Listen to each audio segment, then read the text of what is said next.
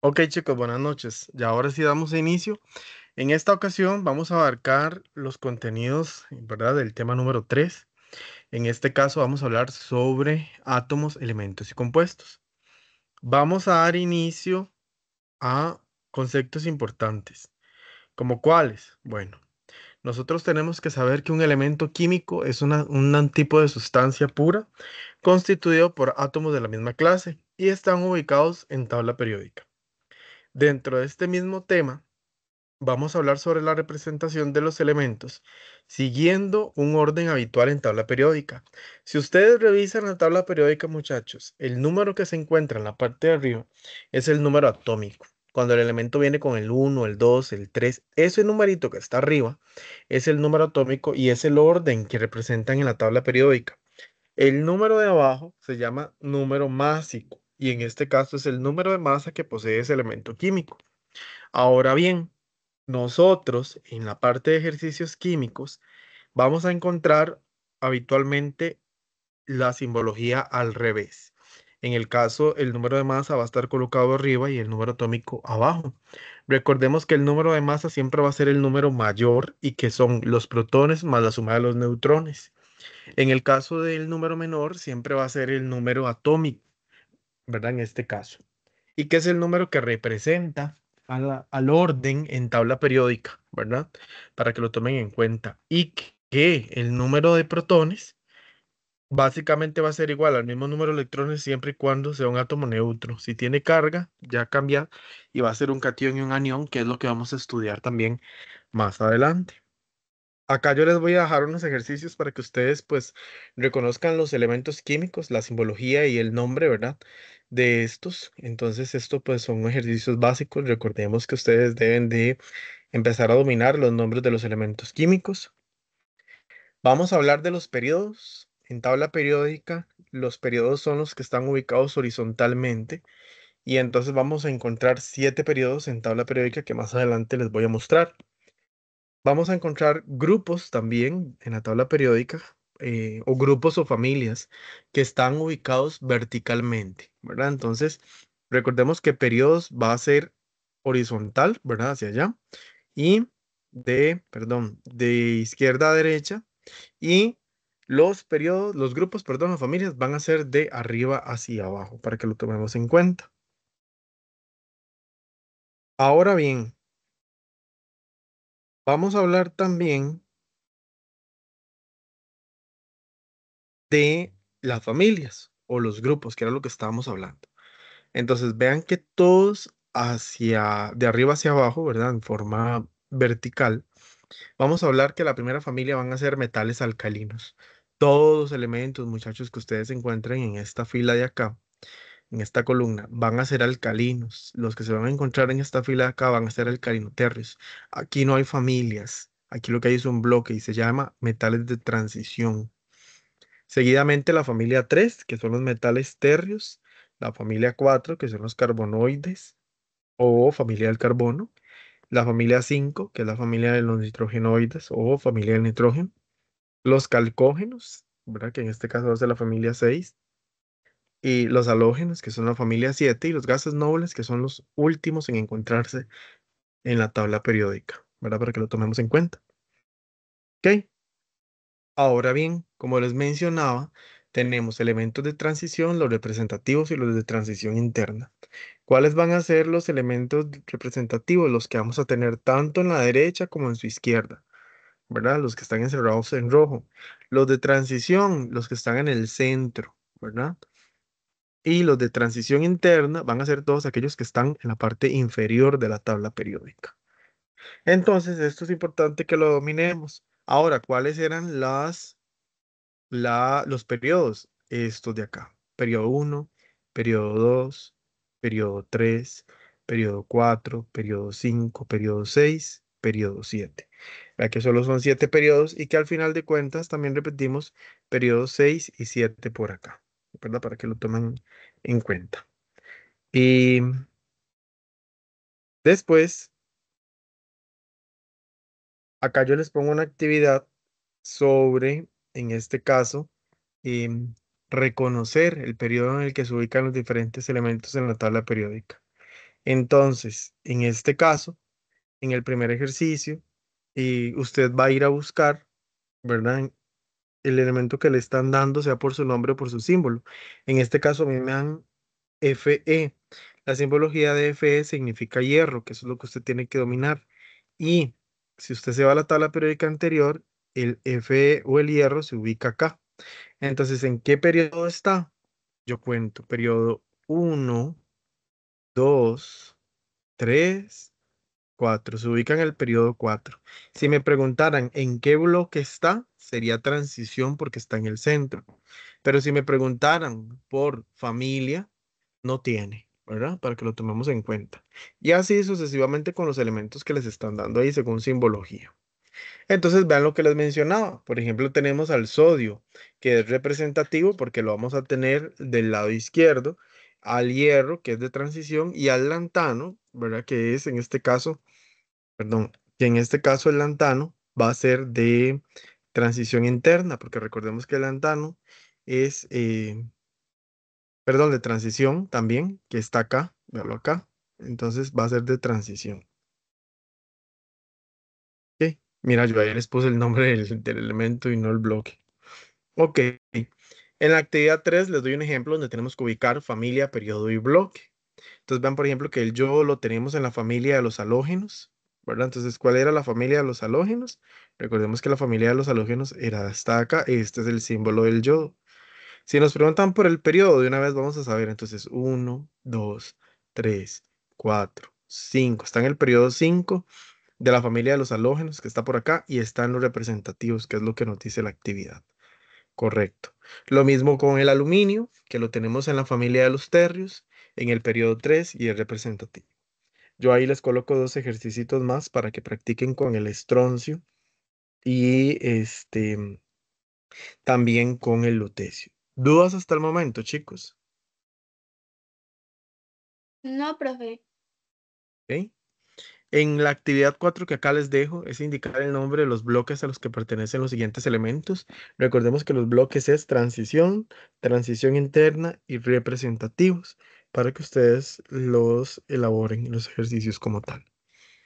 Después vamos a entrar al tema del átomo. Chicos, el tema del átomo es sencillo porque es historia. Nos hablan que desde que Dalton proponía el modelo atómico como una bola de billar, donde el átomo no tenía división alguna, ¿verdad? Y que era como una esfera rígida, que es el que nos muestra la primera imagen. Eso era lo que proponía el primer científico. Con el avance del tiempo, los mismos fueron actualizando y metiendo más historia. ¿En qué sentido? En el que el siguiente modelo atómico iba a ser el de Thomson, que describía el modelo atómico como un budín de pasas, donde íbamos a tener incrustados tanto cargas positivas como cargas negativas. Entonces, cuando esto pasaba, lo describían como el modelo atómico del budín de pasas de Thomson. Tanto partículas positivas como negativas íbamos a encontrar dentro de ese átomo.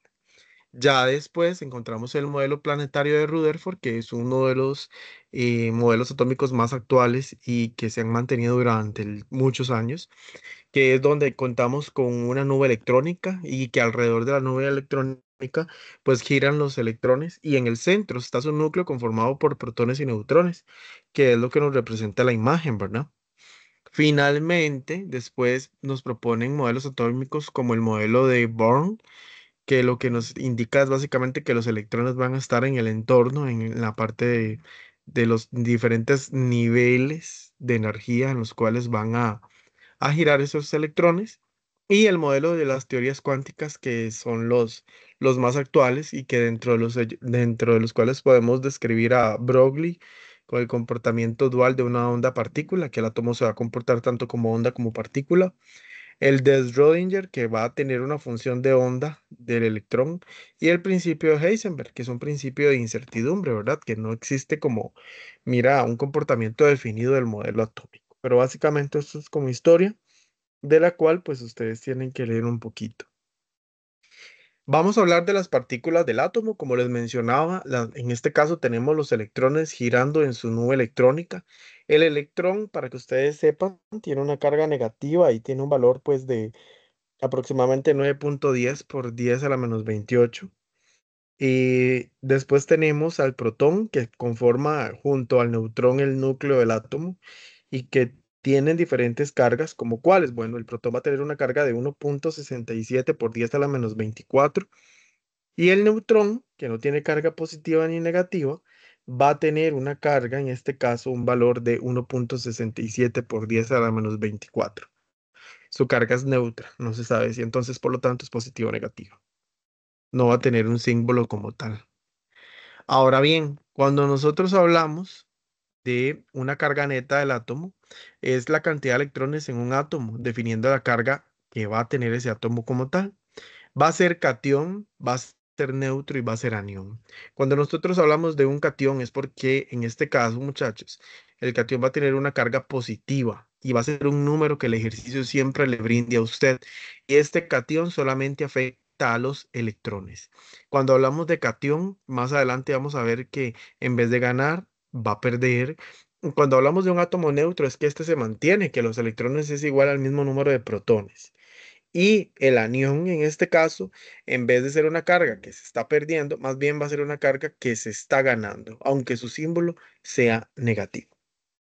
Entonces, para efectos de las partículas subatómicas, tenemos que tomar en cuenta ciertos conceptos, como cuáles. Bueno, principalmente tenemos que reconocer que el número atómico, chicos, es el número total de protones que tiene cada átomo de dicho elemento. El símbolo convencional se representa con una Z. Cuando usted le pregunten por el número atómico, recuerden que siempre va a ser Z. Cuando le pregunten por el número másico, siempre va a ser A. Cuando le pregunten por protones, va a ser una P positiva. Cuando le pregunten por electrones, va a ser una E minúscula con un símbolo negativo. Y cuando le pregunten por neutrones, va a ser una N minúscula. Y de dicho sea de paso, se calculan restando A menos Z, es decir, el número de masa menos el número atómico. Recordemos que en tabla periódica, y me devuelvo rápidamente, pero así rápidamente, en tabla periódica, el número que yo voy a tener arriba, muchachos, en este caso, por ejemplo, el 1, el 2, el 3, el 4, es el número atómico. Y el número que yo voy a tener abajo es el número másico. Acá no tenemos, pero en teoría vamos a verlo más adelante para que lo tomemos en cuenta. Ahora bien, era lo que les mencionaba. La actividad 5 les voy a explicar los diferentes ejercicios. A nosotros nos pueden dar cualquier símbolo o cualquier nombre de elemento químico para averiguar sus partículas. Si ustedes tienen a bien a mano una tabla periódica, chicos, sería lo ideal para que podamos entonces conversar un poquito sobre el tema. Entonces, en tabla periódica, ojalá la tengan ahí a mano o por lo menos si la pueden descargar en algún momentito de internet y estarla viendo. Ustedes van a notar que en tabla periódica el número del oxígeno, en este caso Z, que está ubicado en la parte de arriba, ¿verdad? Recordemos que en tabla periódica yo lo voy a encontrar en la parte de arriba, es el 8. Por lo tanto, Z siempre va a ser el número que esté arriba y en este caso va a ser 8. A siempre va a ser el número de masa y es el número mayor. En este caso, si ustedes notan, el número del oxígeno va a ser 15,9 o para su efecto 16 redondeado. Y es el número mayor, por lo tanto es el número de masa. ¿Cómo? Aquí no me están diciendo que este símbolo o este elemento tiene carga. El número de protones es igual al número atómico, es decir, a Z. Entonces, si a mí no me dicen, tiene -2 o tiene +3, es decir, no me dicen que le sume o que le reste un símbolo, en este caso un anión o un catión, el número se va a mantener, en este caso va a ser neutro, sería 8. Los electrones, ¿verdad? Ahí sí es donde lo que les mencionaba, sí va a afectar si hay un positivo o si hay un negativo. Si ustedes ven en este ejercicio del oxígeno, sí nos dan una carga negativa, que es 2 menos o -2. Este 2 menos, ¿verdad? O -2 va a afectar solamente a los electrones. ¿Qué quiere decir? Que en vez de restarlos, yo los voy a sumar. Recordemos eso. Y que en este caso, 8 más 2 me dan 10, pero solamente en electrones. Estamos. Protones se mantiene. Y neutrones es la resta del número de masa menos el número atómico. Es decir, el número mayor menos el número menor, que sería 16 menos 8. Pero entonces, como en este caso yo resto 16 menos 8, mi resultado va a ser 8. Vean que cuando representamos a la especie química, siempre va primero el número de masa, que es el mayor, el número atómico, que es el menor, el símbolo y la carga. Profe, ¿cómo me doy cuenta yo cuando me dan carga? Porque el ejercicio te lo da tal como esta tabla o te indica que tiene carga tal. Vamos a hacer el potasio. Vean que en el caso del potasio, jóvenes, no hay carga. Por lo tanto, si yo voy a tabla periódica y busco cuánto equivale a Z, Z equivale a 19 y el número de masa de Z va a ser 39. ¿Cuántos serían los protones ahí, chicos, en el potasio? 19. Correcto, se mantiene igual. Los electrones, ¿qué pasaría? ¿Varía o cambia? Perdón, ¿varía o se mantiene? Se mantiene. Se mantiene porque no me están dando carga positiva ni negativa. Entonces es un átomo neutro. En el caso de los neutrones sería restar el número mayor menos el número menor, es decir, masa menos atómico, que sería 39 menos 19. Por lo tanto, el número de neutrones sería igual a 20, ¿verdad? Ahora, en el caso del calcio, vean el calcio me está diciendo que tiene una carga de +2. O sea que en vez de sumar, yo se lo voy a restar. Recordemos eso, que es muy importante. Ahora bien, ¿cuánto tiene en este caso el calcio, que el símbolo es Ca, ¿verdad? Como masa, tiene 40, ¿verdad? ¿Y cuánto tiene de protones, ¿verdad? Perdón, de atómico. En este caso tiene 20. De protones va a tener 20 y vean que de electrones tiene 18, porque cuando viene el símbolo positivo, más bien me indica lo contrario, hay que restar. ¿Cuántos serían los neutrones? El número mayor menos el número menor, es decir, masa menos atómico, 40 menos 20 me dan 20. Esto es de mucha práctica, ¿verdad? Y acá, efectivamente, yo les dejo una práctica.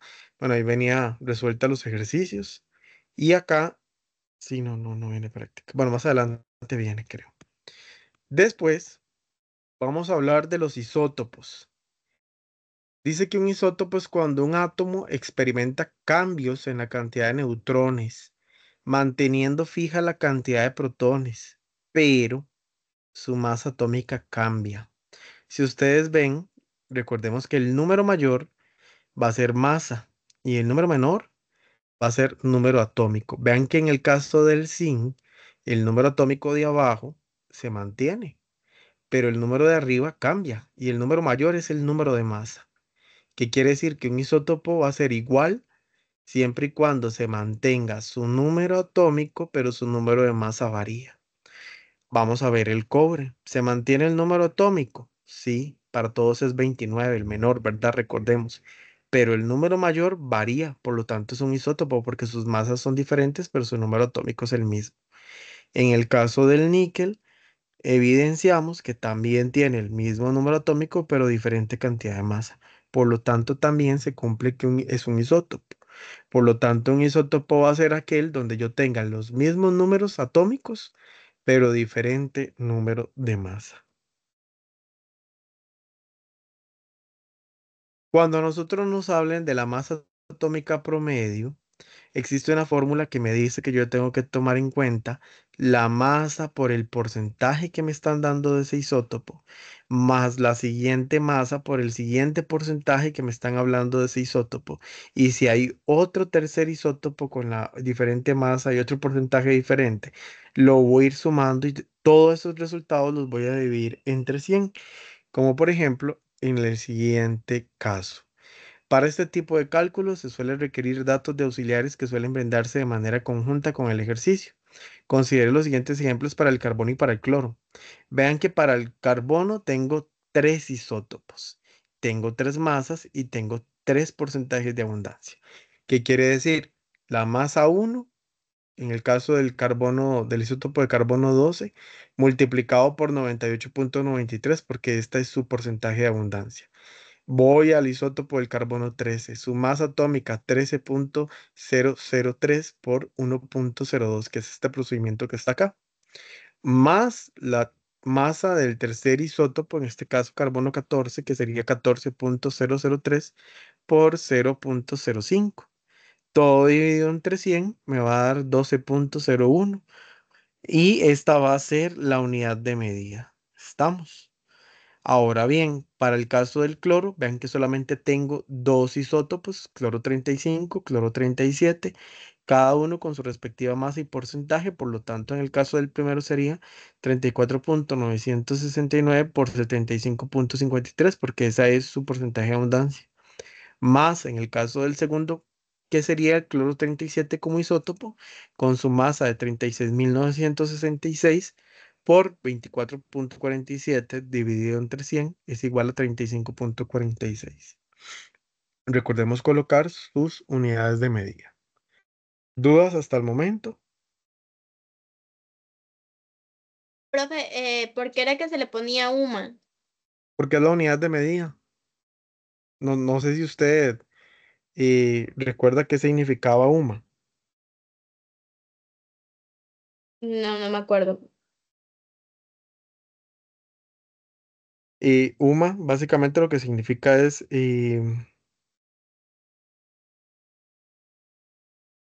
unidad, bueno, básicamente, a ver, unidades por millón, básicamente, véalo de esa manera, en el caso del isótopo, ¿verdad?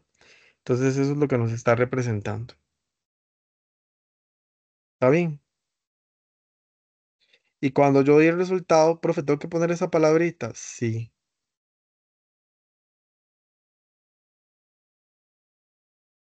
¿verdad? Entonces básicamente es eso, unidad de masa atómica o unidad de masa atómica por millón, que básicamente es como lo mismo, para que lo tomemos en cuenta. Ahora bien, vean que aquí yo les doy un ejercicio muy similar. Ya ustedes tienen que aplicar esa fórmula. ¿Cuál fórmula? Esta que está acá, que es exactamente lo mismo que está acá, pero con este ejercicio. Propiedades periódicas, chiquillos. Vamos a tener propiedades periódicas. ¿Para qué? Para reconocer el comportamiento de los diferentes elementos químicos. Vamos a tener conceptos como el radio iónico, el radio atómico, la electronegatividad, la energía de ionización y la afinidad electrónica. Conceptos importantes que ustedes tienen que dominar y que yo acá les aporto. Ahora bien, más allá de saber el concepto y reconocerlo y analizarlo, me interesa más que lo identifiquemos en tabla periódica. Por ejemplo, ¿cómo se comporta el radio atómico? El radio atómico va a aumentar, muchachos, cuando va de derecha a izquierda. Es decir, seguían con la siguiente tabla periódica que está aquí en la esquina, cuando los elementos van de derecha a izquierda, es decir, hacia acá. Este movimiento que yo estoy haciendo, ¿verdad? De derecha a izquierda, ustedes siguen el cursor. Pero también va a aumentar de arriba hacia abajo. Quiere decir de arriba hacia abajo, de arriba hacia abajo, de arriba hacia abajo o de derecha a izquierda. Así se comporta el radio atómico. En aumento. ¿Cómo disminuye? De ahí de forma contraria. Si para, en este caso, de derecha a izquierda aumenta, disminuye de izquierda a derecha, disminuye de abajo hacia arriba, para que lo tomemos en cuenta. La energía de ionización aumenta de abajo hacia arriba y de izquierda a derecha, o sea, es el comportamiento contrario del radio atómico. Véalo de esa manera. ¿Cómo va a disminuir esa energía de ionización? Como el comportamiento del radio atómico, de forma contraria, de derecha a izquierda y de abajo, perdón, de arriba hacia abajo. La afinidad electrónica aumenta de abajo hacia arriba y de izquierda a derecha, es decir, es el mismo comportamiento de la energía de ionización, si ustedes lo ven de esta manera, al igual que la electronegatividad. Entonces, por ejemplo, si yo les digo a ustedes, entre el berilio y el oxígeno, ¿quién tiene mayor electronegatividad? Usando esta tablita que tenemos acá. El berilio es este símbolo de acá, ¿verdad? Para el que todavía no lo reconoce. Y el oxígeno es este. ¿Quién va a tener mayor electronegatividad? El oxígeno. Correcto. Después, ay, perdón. En el caso de la energía de ionización, ¿quién va a tener mayor energía? ¿El cesio, que es este que está acá, o el litio? El litio. Correcto. Después, si hablamos de la afinidad electrónica, ¿quién va a tener mayor afinidad electrónica? ¿El magnesio o el silicio? El silicio. Ok, muy bien. Pero si hablamos de que quién tiene menor radio atómico entre el aluminio y el sodio, recordemos que el aluminio es este de acá y el sodio es este, ¿quién va a tener menor radio atómico? El aluminio. No. Ah, sí, perdón. Es que me dejé llevar por las fechas. Tiene razón, sería el aluminio. Ahora, si hablamos de el estaño, que es este símbolo de acá, y el carbono, ¿quién tiene menor energía de ionización?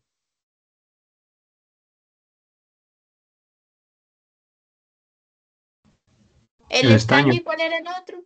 Correcto. El estaño y el carbono. Ah, sí. Correcto, como indicaba el compañero, sería el estaño. Ven que esto es mucho de práctica, chiquillos. Y acá yo les dejo un ejercicio muy similar. Tienen que indicarme quién tiene mayor afinidad o menor afinidad electrónica, quién tiene mayor radio atómico, quién tiene mayor y menor energía de ionización y otra vez nuevamente radio atómico. Por acá tenemos que reconocer unos conceptos importantes que recordemos que los compuestos, chicos, es la formación de dos especies químicas de un mismo átomo, es decir, la unión de dos elementos químicos, ¿verdad? Y siempre cuando nosotros vayamos a unir un compuesto, vamos a tener una especie con mayor carácter negativo y pues obviamente otro positivo, ¿verdad? O bien un anión y un cation, véanlo de esta manera, que era lo que estábamos conversando y es lo que la teoría pues les propone. Para nosotros nombrar compuestos o formar compuestos, tenemos que tomar en cuenta diferentes pasos. Primero, chicos, reconocer el número de oxidación de cada uno de los elementos químicos. Usualmente la familia uno trabaja con símbolo de oxidación uno y la familia 2 trabaja con número de oxidación 2, etcétera. Más sin embargo, pues acá más adelante yo les doy esta tabla periódica con los números de oxidación para que ustedes se puedan guiar, ¿verdad? Y usualmente, como les mencionaba, la familia uno trabaja con un número de oxidación más uno. Si ustedes ven, la familia 2 con número de oxidación más 2. Y la familia 3 pues con número de oxidación más 3 pero también con uno porque es la primera familia también inicial. En el caso de la familia 4 trabaja con números pares, 2 y 4, ¿verdad? En el caso de la familia 5 ya ahí empieza a variar los números de oxidación. Vean que en el caso del nitrógeno tenemos más uno más 2 más 3 más 4 más 5 entre otros. Y así para los Eh, diferentes números, perdón, elementos químicos. Dígame. Una pregunta, ¿y cómo sabemos cuál, los que tienen dos o cuatro, cuál se utilizaría en algún momento? Es que ese es el detalle. Usualmente la idea no es aprendérselo de memoria, ¿verdad? Porque también nos van a enseñar a calcular los números de oxidación, que es una de las cosas que ahorita les voy a mostrar. Entonces, no es aprendérselo de memoria porque también se puede calcular el número de oxidación. Pero usualmente es eso, saber que en la familia uno y 3 es la familia uno pues uno. La familia 2 pues el número de oxidación va a ser 2. El caso de la familia 3 va a ser uno y 3, ¿verdad? Y en la familia 4 pues 2 y 4, pero a partir de la familia 4 ya todo cambia, ¿verdad? E inclusive con los elementos de transición que tenemos en el centro. Entonces esto es muy difícil, para serle honesto, responderle a su pregunta, que usted sepa que, por ejemplo, si la ponen a trabajar con el hierro solo tiene 2 más 2 más 3. Pero si la ponen a trabajar, por ejemplo, con el selenio, que tiene 2 4 y 6 usualmente usted se le va a olvidar, ¿verdad? Entonces yo sí les aconsejo tener siempre esta tablita ahí como a mano, les ayuda mucho. No sé si abarqué la duda. Sí, profe. ¿Ok? Después, chicos, entonces, enfocándonos en esto, ustedes tienen que realizar tres pasos, bueno, cuatro pasos básicamente. El primer paso es sencillo. El primer paso es realizar un cruce opuesto entre los números de oxidación, los cuales pasan a ser los nuevos subíndices del compuesto. Y el segundo paso es el uno como subíndice no se pone, este se omite, igual que en matemática. El paso 3 es, en el caso de paréntesis, debe tratarse como una sola especie, es decir, individual. Y el paso 4 es verificar si se puede simplificar. Entonces, para el primer ejemplo, tenemos que el número de oxidación del calcio es más 2. Vamos a verificarlo. Vamos y buscamos el calcio y lo encuentro acá donde yo les voy a mostrar con el cursor. Y sí, efectivamente es más 2. Y nos dan el otro compuesto que es cloro. Efectivamente, nos vamos a los halógenos y vemos que también trabaja con más 1.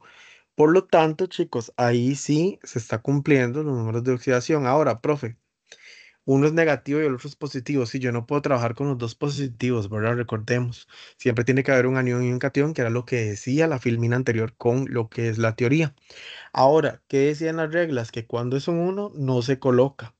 Cuando yo pongo primeramente el número de oxidación que le corresponde a cada elemento, luego los voy a cruzar.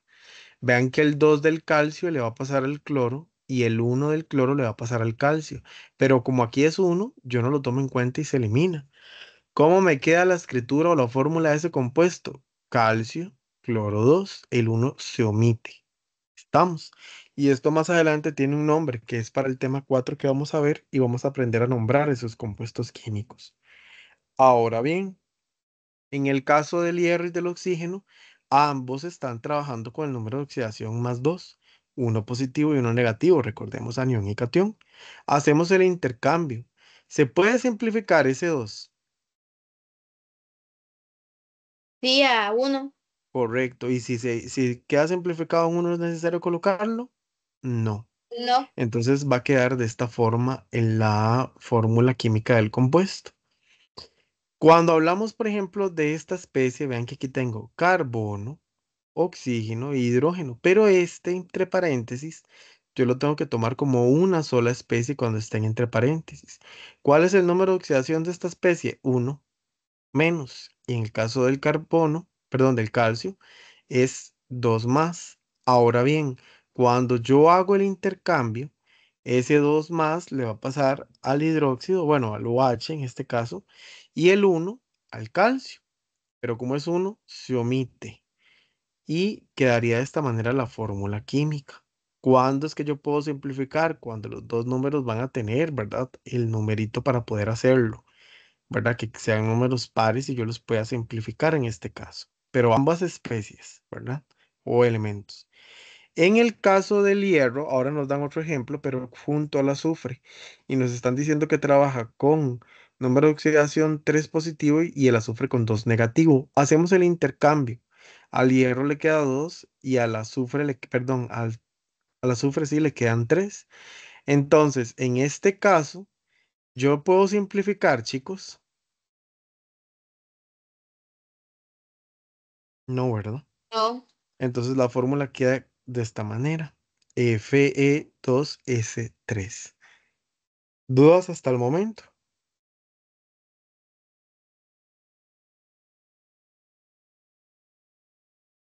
No. No, profe. Ok, excelente. Acá les dejo la tablita con los números de oxidación, ¿verdad? Para que lo tomen en cuenta. No se les olvide. Ok. ¿Sí me escuchan? ¿Todo bien? Todo bien. Ok, ok, excelente. Acá vamos a aprender a calcular el número de oxidación. Va a ser el caso contrario. Cuando debemos conocer el número de oxidación de algún elemento dentro de un compuesto dado, se debe llevar a cabo un procedimiento muy particular que conlleva una suma algebraica. Entonces, tenemos en este caso el compuesto aluminio 2 oxígeno 3. Yo les puedo decir el nombre, pero la idea es que ustedes más adelante pues lo estudiamos en el curso, ¿verdad? Por eso se los digo de forma básica. pero eso tiene un nombre, se llama óxido de aluminio.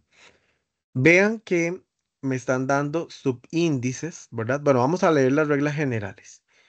Primero, el oxígeno tiene -2 como el número de oxidación, a excepción del peróxido, que va a ser -1. Un hidrógeno al inicio tiene +1 de número de oxidación y del -1 al final de un compuesto, ¿verdad? Para que lo tomemos en cuenta. 3. Hay elementos metálicos con únicos números de oxidación. 4. Debemos considerar la carga neta del compuesto y esta será colocado como resultado de la suma algebraica. 5. Multiplicar los números de oxidación conocidos por el número de átomos en el subíndice. En caso de no conocerlo, se le asigna una X y se resuelve como una ecuación matemática. Vamos al primer caso cuando la carga es neta. Vean que yo tengo, ojo, subíndices. Me está indicando que tengo dos moléculas o, bueno, dos especies de aluminio, ¿verdad? Dos átomos de aluminio y tres de oxígeno. Me dan únicamente el número de oxidación del oxígeno, pero me dicen que desconozco el número de oxidación del aluminio. Entonces tengo que formar una ecuación. Por lo tanto, va a ser 2 por X, porque yo no conozco, ¿verdad? El número de oxidación del aluminio, -6. ¿Por qué -6, muchachos? Porque se va a multiplicar en este caso 3 por -2 es igual a -6. Cuando yo igualo esto a 0, porque recordemos que es una ecuación matemática, en este caso está restando, ¿verdad? Recordemos que cuando yo hago esto, básicamente pasa a dividir al otro lado, ¿verdad? Perdón, sí, pasa a dividir al otro lado. Entonces, en este caso, 6 entre 2 va a ser igual a, inclusive pasa positivo, ¿verdad? Porque estaba negativo, pasa a ser igual a 3. En el caso de la carga neta, es decir, que me dan, ojo, tres elementos químicos en un solo compuesto y me dan su carga de ambos lados, pero desconozco la del centro, y que me dicen que es una carga neta de -1, vamos a ver qué es lo primero que hay que hacer. Volvemos a lo mismo. Ven que yo tengo carga, perdón, cantidad de átomos de cada uno de ellos. De hidrógeno tengo 2, de este elemento tengo 1 que no se nota acá, y de oxígeno tengo 3, ¿verdad? Ahora, 2 por +1 sería +2, ¿verdad? Porque es lo mismo 2 por 1. Más, en este caso tengo 1, ¿verdad? Que tengo que verlo acá, que no se ve, pero yo lo pongo, por X es igual a 1X. Menos, ¿por qué menos? Porque este está negativo. 3 por 2 es igual a -6. Esto igualándolo a -1. Entonces, a ver, cuando usted hace esto, automáticamente volvemos a lo mismo, ¿verdad? Y hacemos esa operación matemática y me va a dar X igual a 3. En el caso de una carga neta igual a 0 es como el caso anterior, ¿verdad? Que voy a tener un número, ¿verdad? En este caso una molécula de este elemento y 2 del oxígeno. 1 por X porque desconozco la carga de ese elemento químico, -4. ¿Por qué -4? Porque está negativo. Entonces, -2 por 2 es -4, es igual a 0. 4 entre 1, ¿cuánto les da?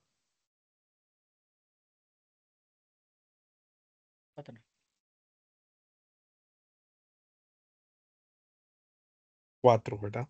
Entonces, recordemos que todo número dividido entre 1 es el mismo.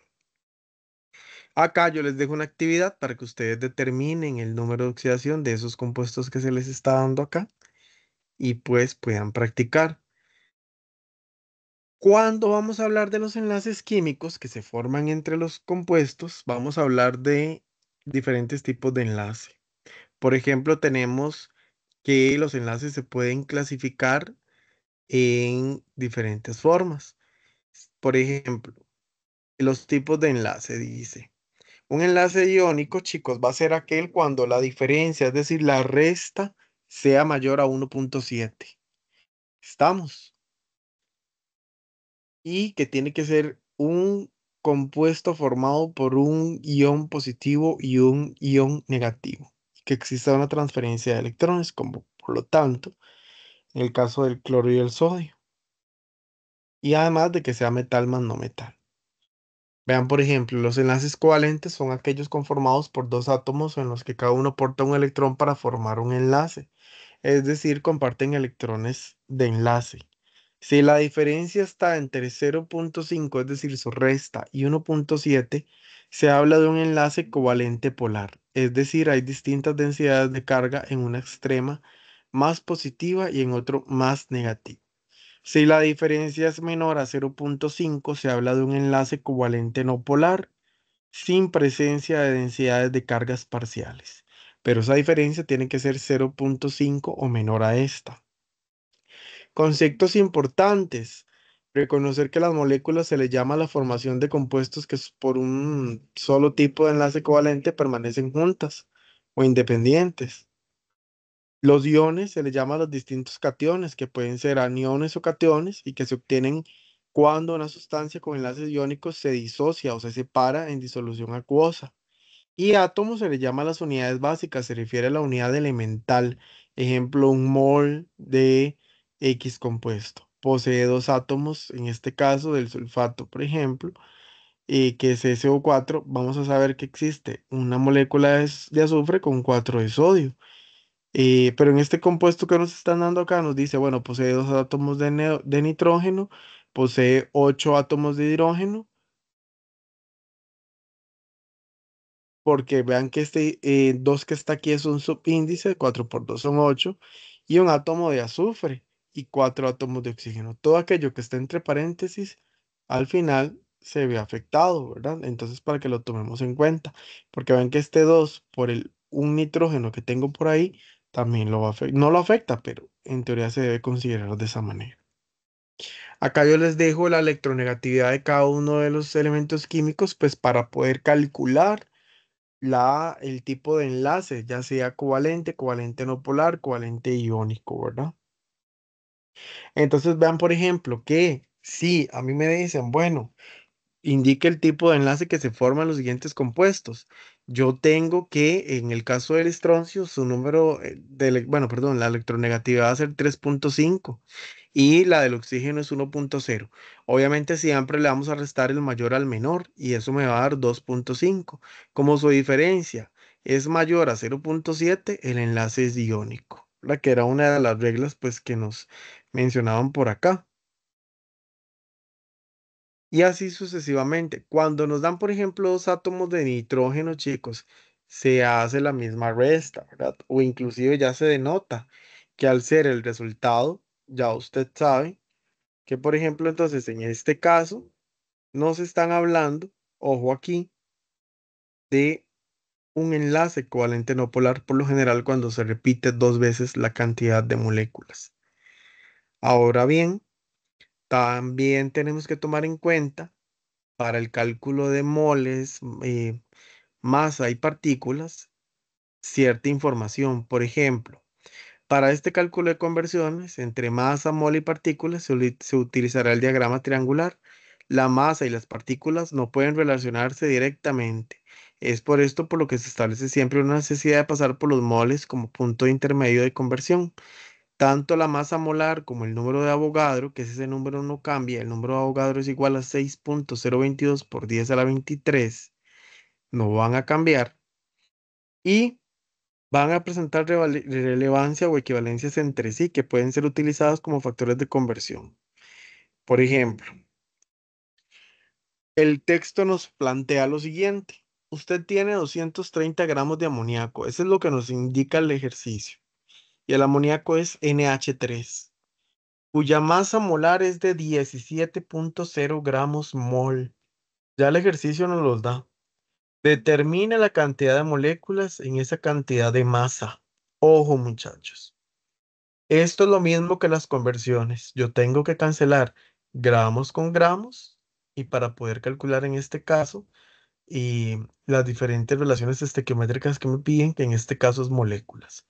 Ojo, ¿cómo me doy cuenta yo la cantidad de moles que tengo de un compuesto? Si yo me voy a este compuesto, acá donde está el cursor NH3, aquí hay un 1 imaginario delante de este compuesto. Y entonces yo me voy a dar cuenta que en un mol de amoníaco, o sea, de NH3, yo tengo 17 gramos. ¿Quién lo dice? La tabla periódica. Porque si usted se va a la tabla periódica y busca cuánto es el número de masa, ojo, porque ahí vamos a hacer un cálculo directo de una vez, y usted llega y pregunta, ¿cuál es el número de masa, en este caso, del hidrógeno? Automáticamente usted se va a dar cuenta que el número de masa del hidrógeno es igual, voy chiquillos que no lo puedo ver.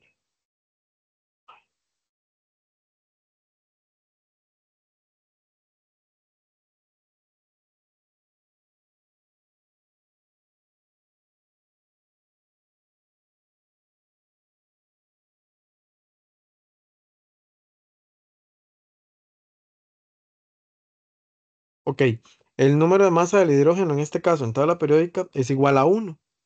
¿Cuántas moléculas de hidrógeno tenemos? 3. 3 por 1, 3 gramos de hidrógeno. Pero si nosotros nos vamos al nitrógeno, ¿verdad? ¿Cuántas moléculas de nitrógeno tenemos? Una. ¿Y cuánta masa tiene el nitrógeno? Entonces vamos a buscar cuánta masa tiene ese nitrógeno y dice que son 14 de masa. 14 más 3 de hidrógeno, ¿cuánto me suman? 14, 15, 16, 17. ¿Qué hubiese pasado, jóvenes, en este caso, si entre el nitrógeno y el hidrógeno hubiese existido aquí un número? Afecta al nitrógeno, ¿verdad? Y no pasa nada cuando aquí me den delante de este compuesto la cantidad de moles, porque no va a variar. Estamos. Si aquí hay un 2, entonces en vez de uno sería 2 mol, 3 mol, 4 mol, etcétera. Pero sí va a variar usualmente la cantidad de masa que tenemos. Ahora bien, como yo tengo que cancelar gramos con gramos, porque como es la conversión, ¿verdad? Los 230 gramos de amoníaco que ya me da el ejercicio, lo voy a cancelar con los 17,0 gramos que me da el mismo ejercicio, ¿verdad? Ahora, si el ejercicio no me lo diera, yo lo puedo calcular, chicos. Sí, profe. Fácil. Correcto, yo lo puedo calcular utilizando las masas atómicas, bueno, perdón, la masa del elemento químico que vamos a encontrar en tabla periódica. Ahora vean que entonces 230 por 1 dividido entre 17 me va a dar 13,5. ¿Qué? Mol. Este va a ser mi resultado porque lo que yo quería saber era cuántos moles hay en 230 gramos de amoníaco. Una vez que yo quiero calcular moléculas, sé que el número de Avogadro es igual a 6,022 por 10 a la 23 para un mol, ¿verdad? Entonces, en este caso voy a cancelar moles con moles. Ahora es al revés. Y voy a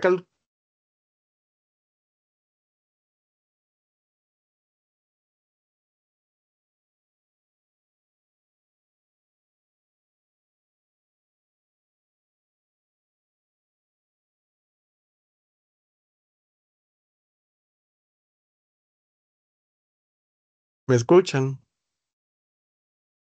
Ahí, profe. Ahí. Ahora sí, profe. Ahora sí. Retomo. Tengo los 13,5 mol, ¿verdad? Y lo voy a multiplicar por 6,022 por 10 a la 23 dividido entre 1, ¿verdad? Y que voy a cancelar siempre moles con moles. Este resultado me va a dar 8,15 por 10 a la 24 moléculas. Esas son la cantidad de moléculas que yo estoy calculando. Entonces, ojo, calculamos a partir de ese ejercicio tanto moles como moléculas. ¿Yo puedo calcular la cantidad de iones? Sí. ¿Cómo voy a calcular yo la cantidad de iones? Muy sencillo. Es el resultado que me dio en moléculas por 4. ¿Alguien sabe por qué por 4?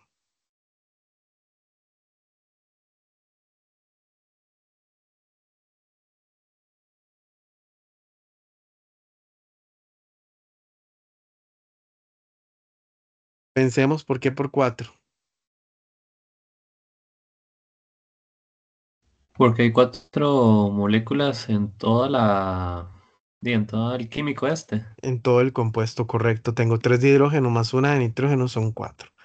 Es así como yo puedo calcular la cantidad de iones. Y mucha atención a esta parte que estamos haciendo. De verdad se los pido. Mucha, mucha, mucha atención.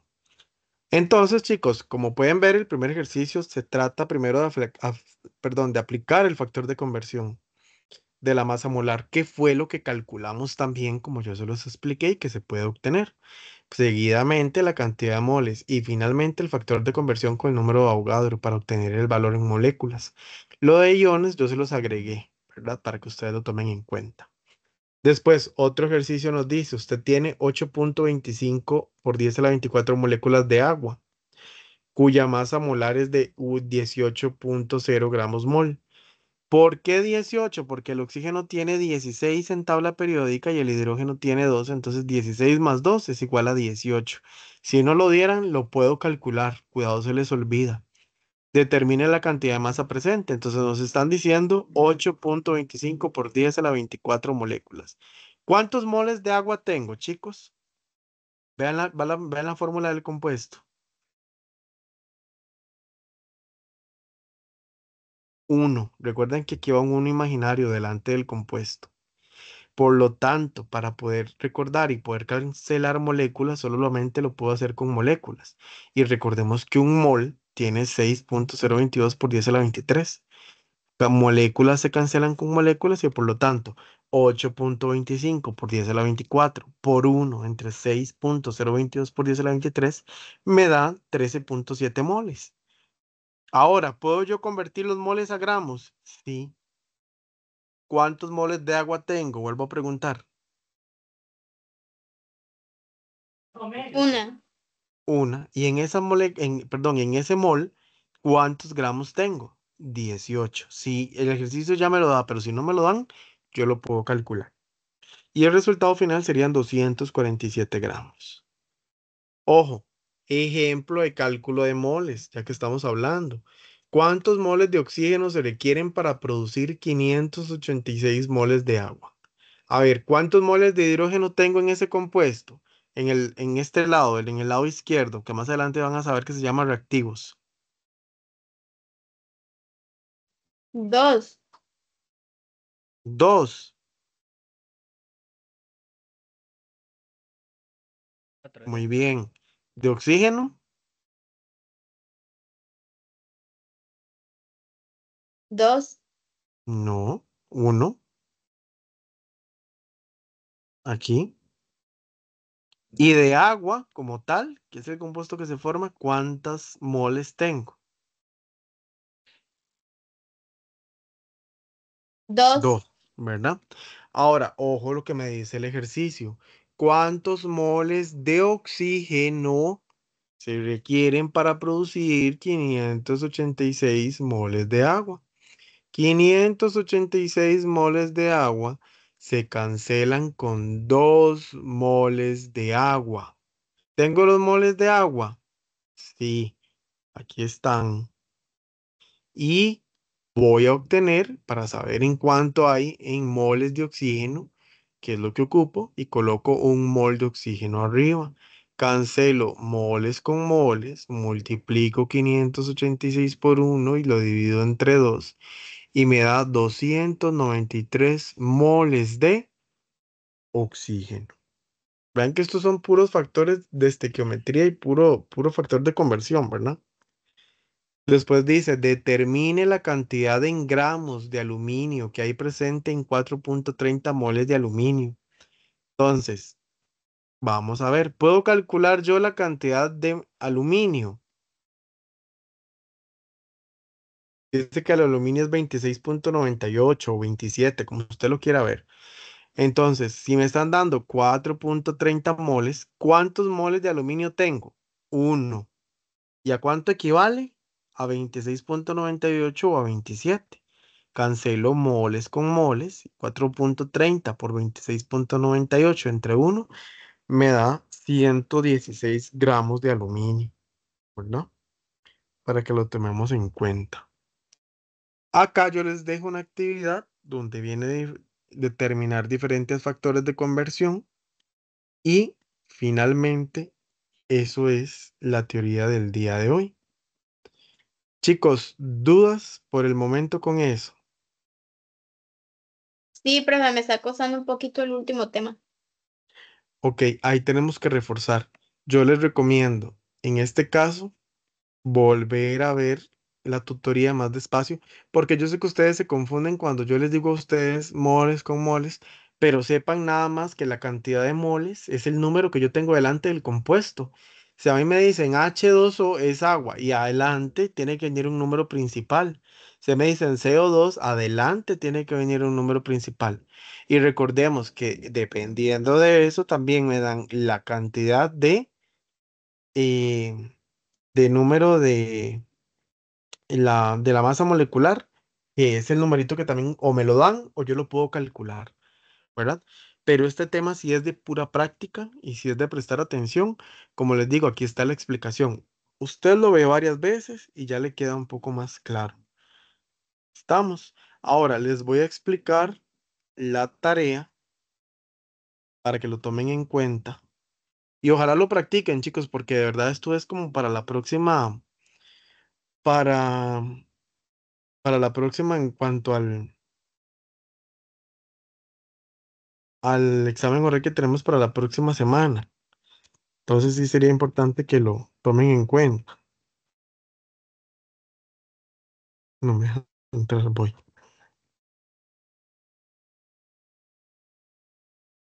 Y específicamente, ¿qué es la duda que tienes?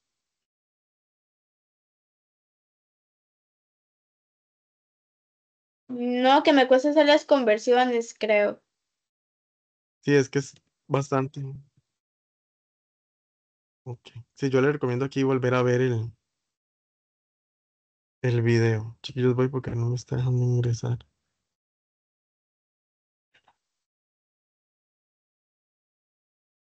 ¿Ustedes ya vieron la tarea 3, no?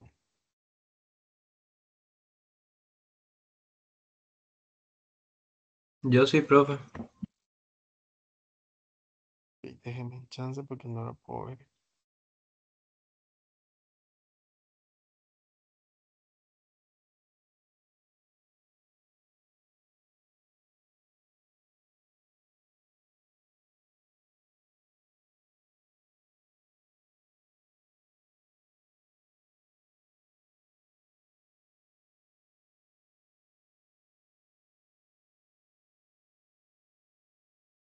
No, ahora sí.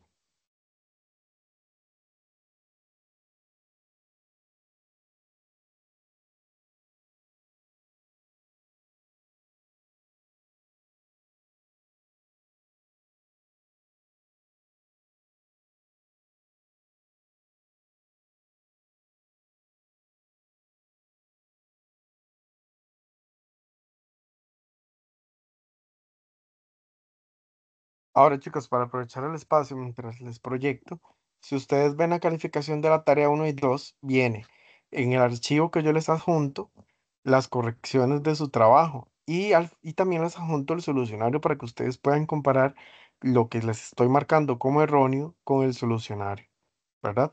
Y ahí básicamente viene la calificación. ¿Cuántos puntos van a perder? Pues lógicamente los puntos de esa parte que les estoy señalando. Y siempre les pongo ahí, por favor, revise el solucionario con los errores que, etcétera, para que lo tomen en cuenta, porque no sé si lo pueden visualizar. Entonces, para que revisen bien a la hora de la calificación, usted puede ver ese texto un poquito en la parte de abajo para que lo detallen bien, por si tienen alguna duda con la calificación, ¿verdad? Les comparto en este caso la tarea. Bueno, dice que esta tarea tiene un valor de 40 puntos. Vean que en la primera parte nos habla de complete el siguiente cuadro con información solicitada acerca de los cálculos de partículas subatómicas para cada especie química representada en la imagen. Nos dan Profe, diferentes especies, dígame. no, es que ya me apareció. Es que antes no me Ah, bueno. salía. Nos dan diferentes especies químicas, chicos, con números de oxidación también, inclusive para que lo tomemos en, perdón, con carga de anión y cation para que lo tomemos en cuenta. ¿Para qué? Bueno, para completar esta tabla. Recordemos en este caso que en el caso del sodio, lo que me está indicando es que tiene carga positiva 1, carga negativa 1, que esta es neutra, que no tiene carga, que esta tiene carga positiva 2, que esta tiene carga negativa, ¿verdad? Entonces, para que podamos completar este cuadro con las respectivas opciones, con el nombre del elemento, el símbolo, tal como lo vemos en tutoría, ¿verdad? Después, el punto 2 dice, un grupo de estudiantes está trabajando en un laboratorio de química para analizar las propiedades periódicas de varios elementos químicos. Los elementos seleccionados para este estudio son sodio, cloro, magnesio y azufre. De los elementos seleccionados, ¿cuál presenta mayor energía? ¿Cuál tiene mayor radio atómico? ¿Cuál tiene mayor carácter metálico? ¿Cuál tiene baja afinidad electrónica? Después, en el punto 3 nos dice a continuación en el siguiente cuadro, complete la información solicitada para cada uno de los compuestos dados. Paso 1. Se debe desarrollar todos los procedimientos necesarios para calcular el número de oxidación del elemento subrayado en el compuesto. Paso 2. Los elementos que conforman el compuesto se deben clasificar como metal, no metal o metaloide. Esto está en tabla periódica, ¿verdad? Recordemos que existen elementos metálicos, no metales y metaloides. Y la clasificación del tipo de enlace. Recordemos que existe, por ejemplo, enlace iónico, enlace covalente, covalente no polar, etc. Entonces, esto lo que tengo que hacer es calcular el número de oxidación. Aquí hago el cálculo, tal como se los expliqué en tutoría. Aquí clasifico si el hidrógeno es no metal, metal o metaloide. Y aquí el tipo de enlace, si es iónico, covalente, covalente no polar, etc. Y esa es la tarea 3 al parecer. Profe, profe, Ajá. no entendí la pregunta número 1. La pregunta número 1 es, basándose en estos símbolos químicos, ¿verdad? Ve que le están dando sodio más y ese es un 1 que no se ve, pero que sí está. Cloro menos 1, potasio, magnesio más 2 y azufre menos 2. Con eso yo voy a venir a completar esta tabla, ¿verdad? Nombre del elemento, en el caso del primero, ¿cuál es el símbolo? Sodio. ¿Tiene carga? Sí. ¿Cuál es la carga? Ok, 1. Entonces, ahora sí, ¿cómo se llama ese elemento? Sodio. Y usted lo empieza a completar. Ah, Va y profe, yo creí busca. que eso se completaba con lo que estaba abajo. No, no, no. Ah, Con ok. esto de acá. Sí. Y entonces con eso se completa la tablita. Con esto, chicos, se responde con esto, nada más. Con estos símbolos, se responden estas 4 preguntas.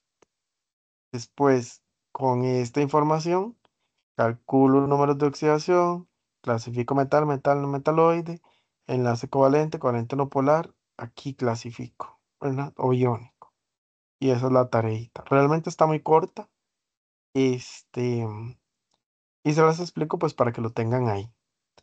Voy a dejar de compartirles. Bueno, no sé si tienen alguna duda. No, profe,